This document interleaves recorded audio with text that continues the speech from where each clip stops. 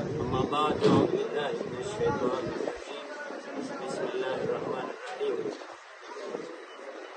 تاسو ته پته ده مسلمانانو نکاح چې دی یو عظیم سنت طریقه ده. هر پیغمبر هر طریقه ډېر اعلی ده، الله ته خوښه ده. پیغمبر الله ته خوږ دی، حبیب دی، د هغه هر عمل الله ته خوږ.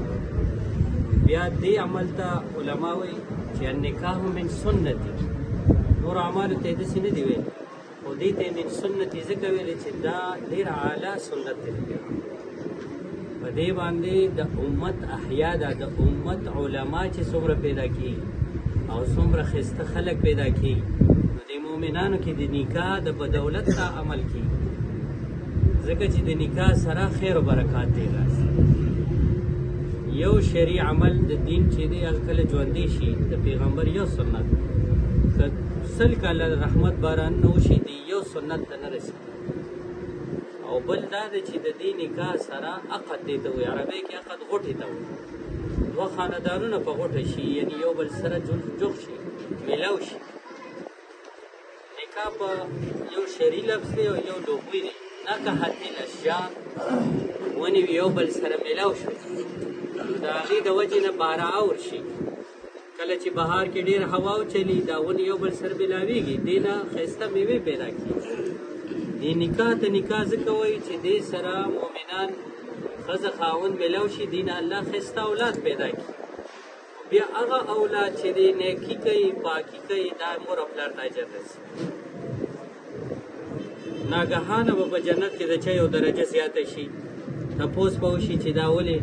وایي د ده زوی چې دی هغه د خپل پلار دپاره مغفرت دعا وکړه.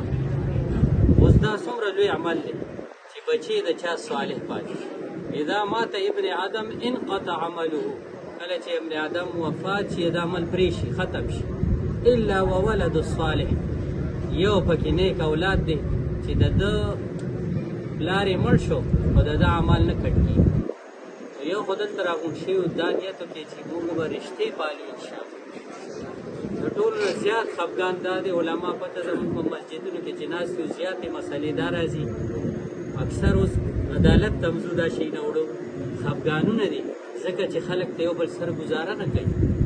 حالانکې د عقد او د نکاح کې الګ دا عقد وکړو چې زه به جینۍ حق ورکوم، جینۍ حق به ادا کوم، او جینۍ هم دا اقرار وکړو چې زه به د خاوند حق ادا کوم. حقوق وپېژنو، ځان له خو موږ مونځونه او روژې او حج او زکاتونه سم ورکوو، خو چې کله د حق خبره شي، د رور د حق، د لور د حق، د ښځې د حق، نو بیا په دې خفه کېږو او دا موږ باندې بد لګي. حالانکې پیغمبر وایي حقوق اصل دي، زما او ستا عمل خو به کمزوري، خو د بل چا حق مه ورکوه، راته دعا وکړي زمونږ بیړه به پات شي. نو یو به رشته داري پالو. الله چې رشته داري پیدا کړې ده دا په ژړا شو الله ته. الله ورته وایي ته ولې ژاړې؟ یا الله ما به خلک پرې کوي. الله ورته وایي څوک چې تا پرې کوي زه به د خپل رحمت نه پرې کوم. نن نیت وکړې، نن په ټول پلار او زوی رشتې ختمې دي.